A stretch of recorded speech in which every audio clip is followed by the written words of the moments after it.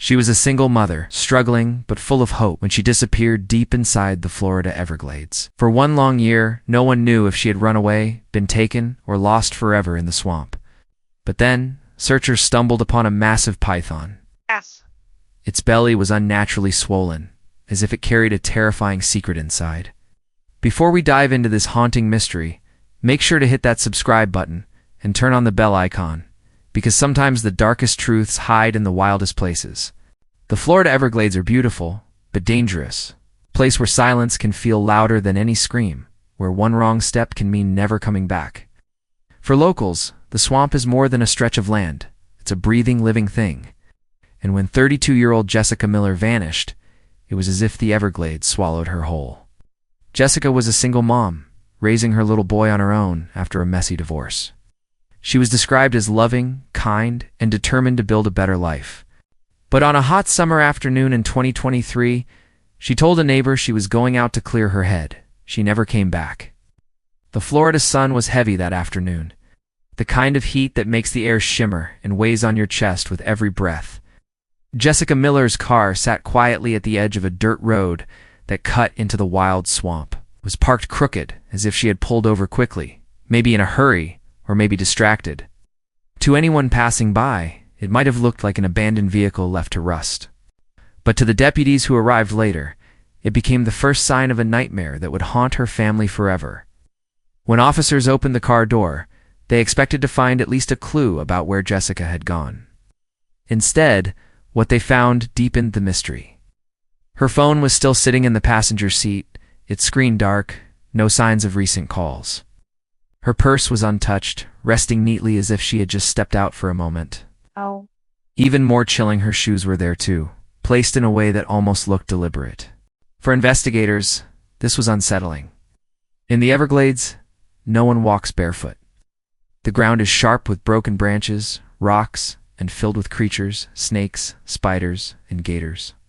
It wasn't just unusual, it was dangerous. For her family, these details hit like a punch in the chest. Jessica wasn't careless. She was a single mom who had always been cautious, always thinking about her little boy and how much he needed her. The idea that she would leave her phone, her purse, and even her shoes behind didn't make sense. Her mother, when told, broke down in tears. She clutched Jessica's childhood photo and whispered, she wouldn't just leave. She wouldn't leave her baby. The search for Jessica began immediately. Deputies called in local volunteers, and soon the swamps were alive with the sound of voices calling her name. Boats skimmed across the dark waters while helicopters hovered above, their blades chopping the humid air. From above, the Everglades looked endless, just green water and shadows stretching for miles. Every direction looked the same, every path swallowed by trees, mud, and water. Search teams carried sticks to test the ground in front of them because in the Everglades, one wrong step could sink you waist deep into mud you couldn't escape. They pushed through the heavy air, sweating, swatting mosquitoes that swarmed their faces. Some carried thermal cameras, hoping to spot heat in the thick undergrowth. Others trailed dogs, trained to catch the faintest scent. Days passed. At night, the swamp grew louder. Frogs croaked, insects buzzed, and gators splashed in the distance. Searchers lit fires at their camps, sitting in silence as the flames reflected in their tired eyes. Some whispered about what might have happened. Did she fall into the water? Did she get lost and collapse from exhaustion? Or did someone lure her deep into the swamp where no one could hear her cry for help? Jessica's family clung to hope. Her mother refused to sleep, waiting by the phone. Her little boy, too young to fully understand, kept asking, "When's Mommy coming home?"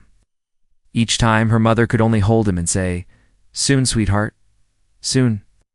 But as weeks stretched on, the hope began to fade. Every day, the helicopters returned with nothing.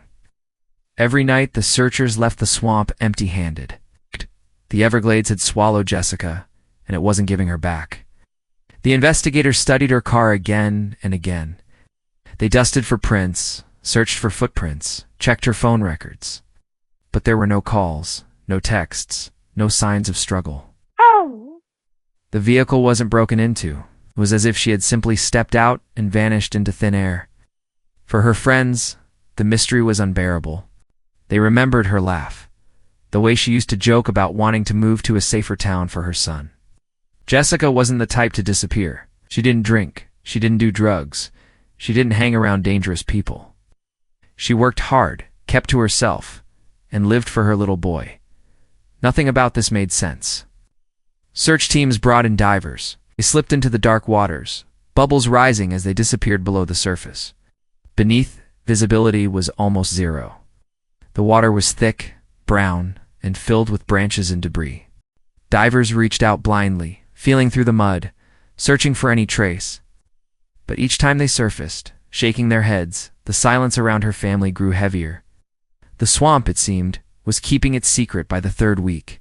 Many volunteers were exhausted. Some whispered that she must have been taken by an alligator. Others said maybe she had simply run away, though her family rejected that instantly. She would never leave her son, her sister said firmly. Never. Then there were darker theories.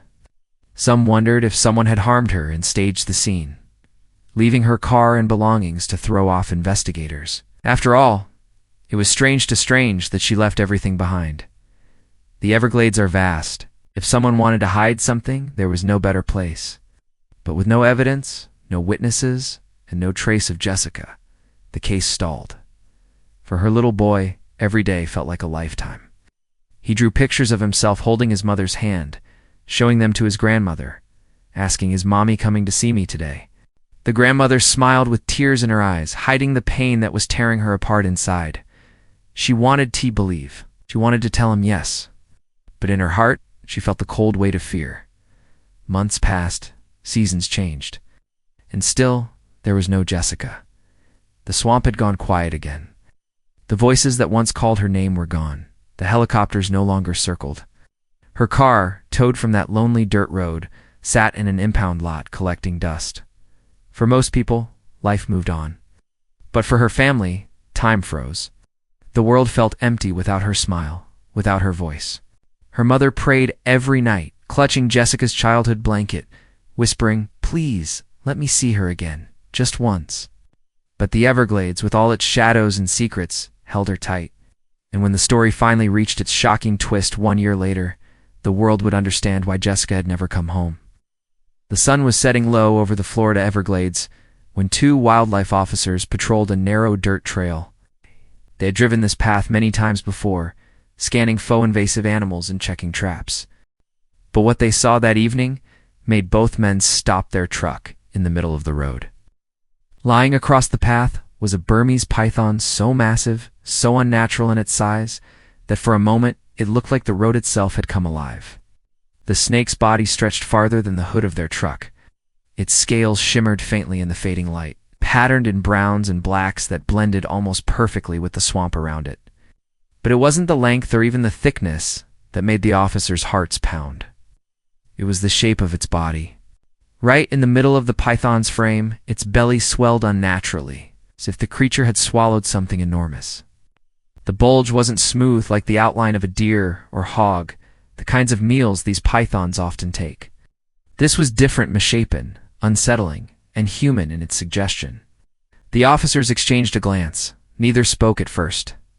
The swamp around them was buzzing with insects, a chorus of frogs echoing in the distance, but the two men stood frozen. The Everglades had given them plenty of surprises before gators lunging from the water. Snakes curled in the grass, but this felt heavier, darker. One officer finally whispered, "You see that, don't you?" The other only nodded.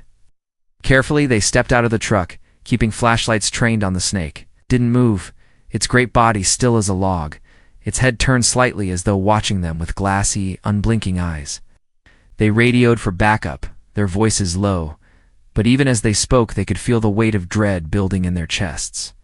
This wasn't just a python. This was something else, something wrong. Within an hour, more wildlife officers arrived. They circled the massive reptile, their boots crunching on gravel, their expressions a mix of awe and unease. Some locals had already gathered too, drawn by the flashing lights of the patrol trucks. Whispers rippled through the small crowd. "It's got a deer," someone murmured. "No. Look at the shape. It's a hog," another insisted. But others were quieter, staring at the unnatural bulge in silence, unwilling to say aloud the thought clawing at their minds. For months, Jessica Miller's disappearance had haunted this community. People remembered the search helicopters, the boats in the swamp, the flyers taped to shop windows with her smiling face. She had been gone nearly a year now, but her name had never truly faded from their thoughts. And as they stood there, staring at the grotesque bulge in that python's stomach, a terrible idea spread like wildfire. Could it be? Or the officers knew they couldn't wait. With practiced movements, they restrained the python, their hands steady, but their breaths sharp. The creature hissed once, a low, guttural sound that raised the hair on the back of their necks. But it didn't fight. It almost seemed tired, its massive body weighed down by whatever it had consumed. When the officers finally subdued it, silence fell over the dirt path. The only sounds were the restless buzz of insects and the distant splash of water somewhere deep in the swamp. A decision hung heavy in the humid air. They would have to cut it open. No one spoke, as the first blade pressed carefully into the python's thick, leathery skin. The cut was deliberate, each slice revealing what lay beneath. As the opening widened, the stench hit them first, an overwhelming odor of decay that made several people gag and turn away. One officer pulled his shirt up over his nose, eyes watering, but he kept working. The bulge shifted slightly as the blade moved. Gasps echoed from the crowd. A handpail, fragile and unmistakably human, slipped into view. The world seemed to stop. For a moment, no one moved, no one breathed. It was as if the swamp itself had gone silent, listening, holding its breath. The officers froze, staring at the sight before them. Even the most seasoned among the men who had pulled bodies from rivers and wrestled gators in the mud felt their blood run cold. The remains were lifted out slowly, carefully, as if any sudden movement might break the fragile spell of horror. What they uncovered confirmed every whisper, every dark suspicion that had haunted Jessica's family for the past year. The python had swallowed a human being, and the testing that followed would reveal what many feared. But already knew it was Jessica Miller. The shock rippled outward like waves across a pond. First through the officers, then the locals who had gathered, and finally to the entire country once the news broke. Even in a place like Florida, where strange stories often surfaced, this was beyond comprehension. A young mother, gone for a year, now found in the most unimaginable way. For the officers on scene, the discovery was more than just a gruesome duty. It was personal. Many of them had children of their own. They thought of Jessica's little boy, who had spent nights asking when his mother was coming home. They imagined the grandmother, who had prayed daily for answers. And now, this was the answer they would have to give. When the news reached Jessica's family, grief washed over them in waves. Her mother collapsed to the floor, clutching the phone so tightly her knuckles turned white. She had begged for closure, but this was a nightmare she had never been prepared for. Jessica's sister broke down, saying through sobs she was supposed to come home. Not like this. The Everglades, once just a dangerous but beautiful stretch of land, now felt cursed. Every rustle in the grass, every shadow on the water carried a new weight. Locals began to fear walking the trails. Parents pulled their children closer. And the story of Jessica Miller became a chilling reminder of how the wild could swallow a person whole, not metaphorically, but literally. Experts soon stepped forward, trying to explain. Burmese pythons, they said, were not native to Florida. Many had been released by owners who could no longer handle them as pets, and without natural predators, they had multiplied. Over the years, they had grown to monstrous sizes, capable of consuming deer, alligators, even livestock. But never before had such a discovery been made so close to home. Tied so directly to a missing person, whose face the community still remembered. Still no explanation could soften the blow. No scientific fact could erase the image of a young mother's life ending inside the stomach of a predator. Her family was left with more questions than answers. How had she ended up there? Had she wandered into the swamp by mistake, already weak from the heat, unable to fight back? Had the snake struck suddenly, giving her no chance to escape? Or was there something else? Some darker twist that led her into the jaws of the python that day. The officers who cut the python open rarely spoke of that night again. Some said they still saw the pale shape of Jessica's hand in their dreams. Others admitted they couldn't drive that dirt road without feeling a shiver crawl up their spine. For them, the Everglades, would never be the same. As the news spread across the country, people reacted with horror, disbelief, and sorrow. Headlines screamed of the Florida python horror, while television screens replayed images of the swamp over and over. But behind the sensational headlines was a little boy who no longer had a mother. Behind the shock was a family shattered by grief. In the end, the python was destroyed, its body studied by biologists, who shook their heads at how far the invasion had gone. But for Jessica's family, there was no comfort in that. The snake was gone, but the damage was forever. And for the Everglades, another layer of darkness had been added. It wasn't just a place of gators and shadows anymore. It was a place where a young mother's story ended in the most unthinkable way, a place where the line between nature and nightmare disappeared forever. When the officers pulled the remains out of the python's belly, the scene fell into a silence so heavy it seemed to crush the air around them. No one spoke. No one dared to move. The only sounds were the buzzing of mosquitoes and the slow dripping of swamp water nearby. Even the locals, who had whispered theories just minutes before, stood frozen in shock. The worst fear, the one no one wanted to say aloud, had just become reality. The body was fragile, broken down by time and the unnatural place it had been hidden. But there was no denying the truth. Later DNA testing would confirm what every heart already knew it was: Jessica Miller. The woman who had vanished a year ago, whose smile had once shone from missing posters all over Florida, had been swallowed by one of the most terrifying predators in the Everglades. The swamp had not let her go.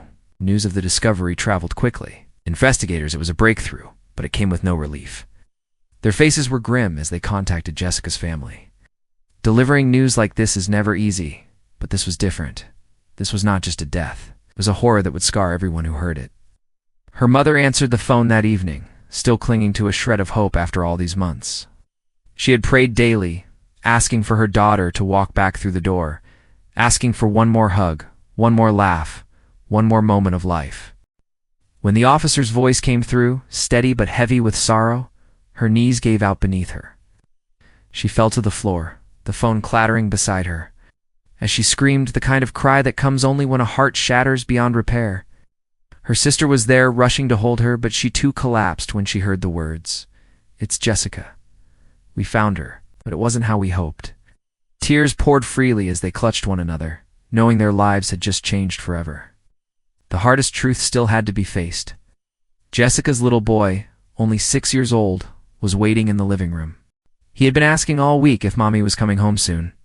His grandmother had been giving him soft, hopeful answers, protecting him from the darkness. But now there was no more protecting, and the family finally told him they had to choose the gentlest words they could. They sat him down, voices trembling, eyes wet with tears.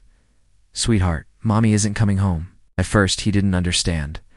His wide, innocent eyes searched their faces for some mistake, some clue that this wasn't real. "Why? Where is she?" he asked, his voice small and breaking. His grandmother pulled him into her arms, holding him tightly as though she could shield him from the cruel truth. "She's in heaven now," she whispered through her tears. But he pushed back, shaking his head, crying louder. "No," she promised. "She said she'd never leave me." The room filled with sobs. A child's cry for his mother is one of the most heartbreaking sounds on earth, and in that moment, everyone there felt their souls fracture. He was too young to understand the full horror of what had happened, and maybe that was a mercy. But he understood enough. He understood that his world would never be the same again. In the days that followed, the family lived in a fog of grief. Neighbors dropped off food, but plates went untouched. The television ran stories about Jessica, showing her picture over and over, but the family could not bear to watch. The little boy clutched a stuffed toy his mother had given him, carrying it everywhere, whispering to it at night, as though it could carry his words to her. "Good night, Mommy. I miss you." For the officers and wildlife experts, the discovery shook them deeply too. Many had worked missing person cases before, but this was something else, something almost beyond imagination. Some admitted they couldn't sleep, seeing her pale hand in their dreams, reliving the moment they realized what the python had hidden. Even hardened professionals, men and women used to death, carried the weight of that day like a scar. The community, too, was left reeling. Parents held their children tighter, afraid of the wild that stretched beyond their backyards. Conversations in diners and gas stations always circled back to Jessica, How could this happen in America? How could a young mother vanish into the swamp only to be found like this? The Everglades, once seen as wild but beautiful, now carried a new, haunting reputation. Reporters swarmed, hungry for details. And though the story spread like fire, it never felt like enough to explain the pain. Lines called it the Python Horror. News anchors shook their heads, their voices heavy with disbelief. But for Jessica's family, these weren't just headlines. This was their life. Their daughter, their sister, their mother was gone. And the way she was taken would forever replay in their minds. Some people tried to find meaning. Wildlife officials spoke about the dangers of invasive species, explaining how Burmese pythons, once released by careless owners, had grown into a population that no one could fully control. They spoke of the need for stronger protections, more removal programs, more funding. But for Jessica's family, these explanations were like salt on an open wound. Science could not bring her back. Statistics could not explain why she, of all people, had been chosen by fate that day. Her little boy continued to ask questions. Why did Mommy have to go in the swamp? Why didn't she come home? Each time his grandmother held him, tears soaking her shirt, searching for words that didn't exist. How could you explain to a 6-year-old that his mother's life had ended inside a snake? How could you even explain that to yourself? The funeral was small, quiet, and heavy with sorrow. Her casket was closed, not because they didn't love her, but because the truth was too much to see. Friends placed flowers, whispering their goodbyes through trembling lips. A pastor spoke softly about heaven, about peace, but the family could only hold one another and cry. The little boy laid a single drawing inside the casket, a picture of him holding his mother's hand, both of them smiling under a bright sun. "This is for Mommy," he said, his voice breaking. In the months after, life struggled to return to normal. But normal no longer existed. The swamp had taken something precious, something irreplaceable. The family learned to live with the ache, but it never left them. Every empty chair, every silent morning, every holiday without her, was another reminder. Jessica Miller's story became more than just a headline. It became a warning, a tragedy, and a memory that would never fade from those who loved her. The horrifying truth was not just that she had died. It was how she had been taken, and how her little boy was left behind to grow up without the most important person in his world. And though time would move forward for her family, the wound would remain open. A reminder that sometimes the wild does not just surround us, it swallows us whole. The story of Jessica Miller's fate did not stay hidden in the swamps of Florida. Within hours of the discovery, news outlets across the state were reporting on the python with the strange bulge. And within days, the story had traveled across the entire country. Headlines screamed with shock. Florida mother found inside giant snake. Television anchors struggled to keep their composure as they described the horrifying details. People watching from their living rooms shook their heads in disbelief. How could this happen in America, a country where people thought they were safe from the dangers of the wild? The thought was almost impossible to grasp. A young mother who had only gone for a short walk was swallowed whole by a creature most people had only seen behind glass at a zoo. Parents across the nation held their children tighter, imagining how quickly life could be ripped away. The Everglades, already known as mysterious and dangerous, now carried an even darker reputation. It was no longer just a swamp. To many, it was now a place where nightmares were real. In Florida, locals could not stop talking about it. Cafes, gas stations, and grocery store lines all buzzed with whispers of Jessica. Some people shook their heads with sorrow, saying how unfair it was, how cruel nature could be. Others spoke with anger, pointing fingers at the state's growing python invasion. They argued that these snakes, once tiny pets brought from overseas, had been released into the wild by careless owners. Now, decades later, they had multiplied into thousands, becoming massive predators with no natural enemies to stop them. The Everglades, once home to deer, raccoons, and even smaller alligators, had slowly become dominated by these giant snakes.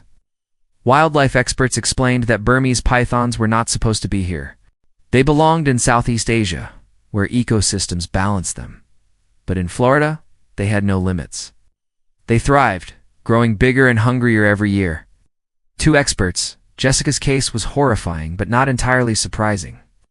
These animals are apex predators, one biologist said on national television. They can consume deer, wild hogs, even alligators. Human, though rare, is not impossible. For Jessica's family, these explanations meant nothing.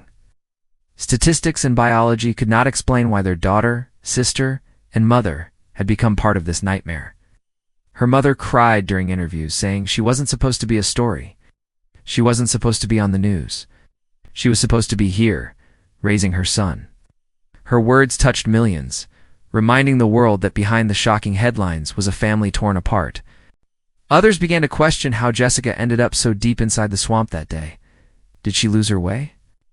The Everglades is known for disorienting even the most experienced hikers. The thick trees, endless water channels, and heat that drains the body. One wrong turn can feel like being trapped in a maze. Some suggested she may have collapsed from exhaustion or dehydration, becoming easy prey for the python. But there were darker whispers too. People wondered if Jessica had been running from something, perhaps a threat no one knew about. Did she go into the swamp to escape someone?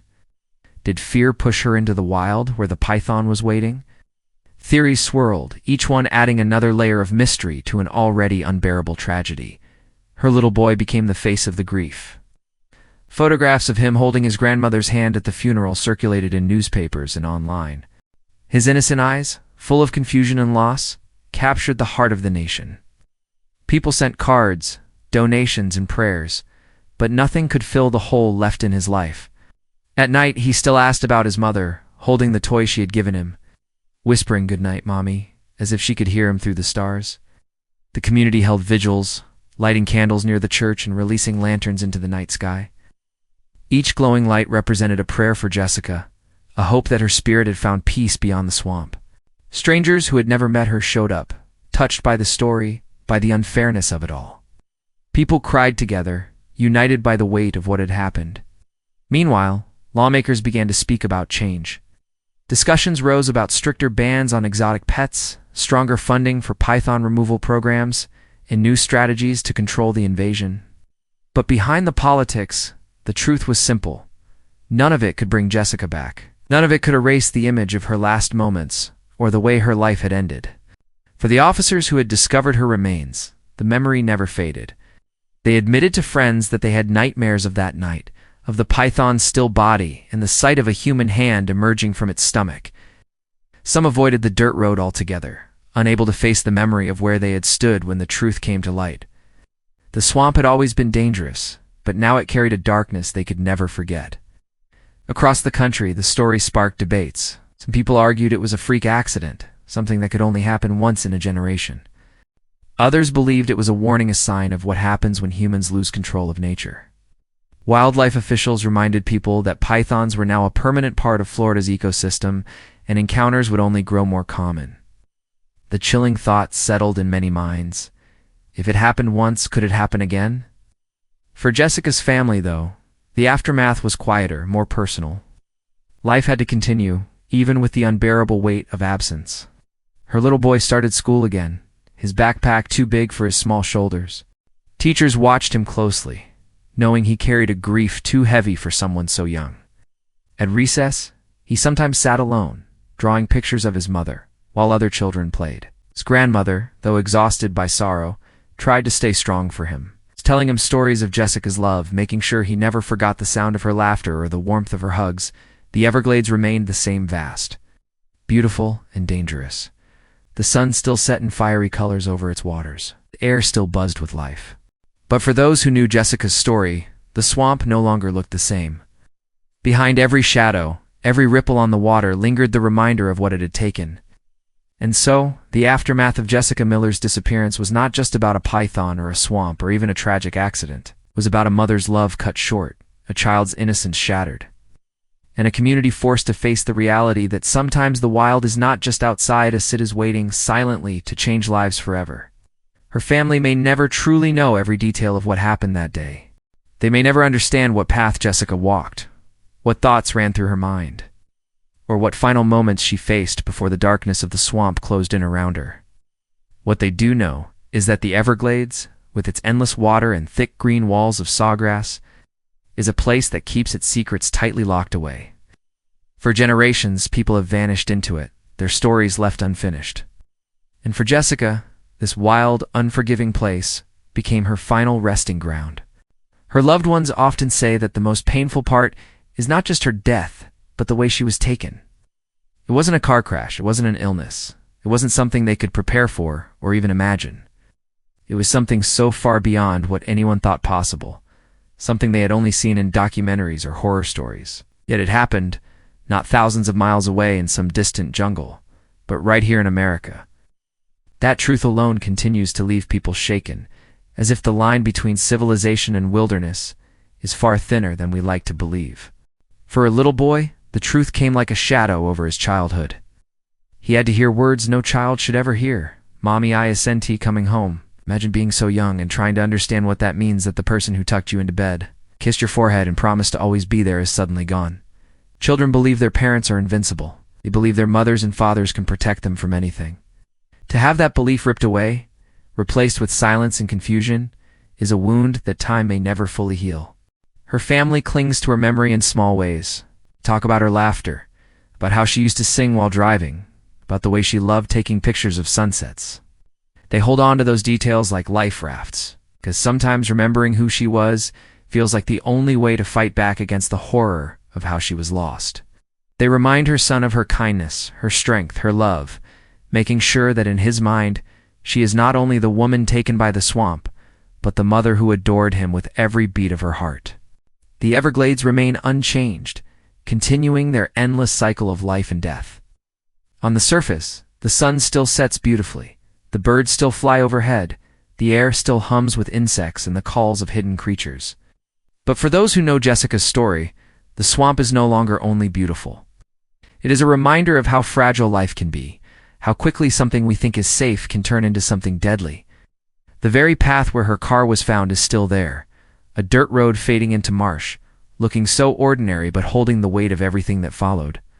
And this is where the hardest question lies. If this happened to someone you love, would you want to know the truth? Would you want to know every detail, even if it shattered your heart? Some say yes, they would rather face the pain of knowing than spend a lifetime wondering. To them, answers bring closure, no matter how terrible they may be. Others say no, that some truths are too heavy, too cruel, and maybe it's better to hold on to hope, to imagine a kinder ending than the one reality gave. It is not an easy question, and maybe there is no right answer. But Jessica's story forces us to confront it. It forces us to look at the world around us, even in the places we call home, and realize that danger does not always come where we expect it. Sometimes the monsters are not in nightmares, not in faraway jungles or horror movies. Sometimes they are waiting just beyond the places we think are safe, lurking in the shadows of our everyday world. When her story spread, people across the country shared their thoughts, their fears, their grief. Some saw it as a warning, a reminder to respect nature and its power. Others saw it as a tragedy that revealed how unprepared we are for the consequences of our actions, how a single decision, like releasing a pet snake years ago, can ripple through time until it destroys a family. And still others saw it as a story about love, about a family's strength, about the way people hold on to hope, even when faced with the unimaginable. And so as the sun sets over the Everglades, painting the water gold and red, we are left with the image of Jessica's story, a story that is not just about loss, but about the thin line between life and death, between safety and danger, between the world we think we control and the wild that reminds us we do not. Her family may never heal fully. Her little boy will grow up carrying a scar no one can see, or their voices, their memories, keep her alive in another way. They make sure she is not only remembered for the way she was lost, but for the way she lived. Ow. The question comes to you. If this were your family, if it were someone you loved more than life itself, would you want to uncover the truth even, if that truth destroyed the last bit of hope you had left? Would you choose the peace of not knowing, or the pain of certainty? Well, tell us your thoughts in the comments below. Because in stories like this, it is not only about one family's tragedy, it is about all of us. It's about how we face fear, about how we face loss, and about how we decide what matters most. The hope that comforts, or the truth that hurts. And don't forget to subscribe for more stories like this, because sometimes the most terrifying monsters aren't hiding in our dreams. They're right outside our doors, waiting in the places we least expect.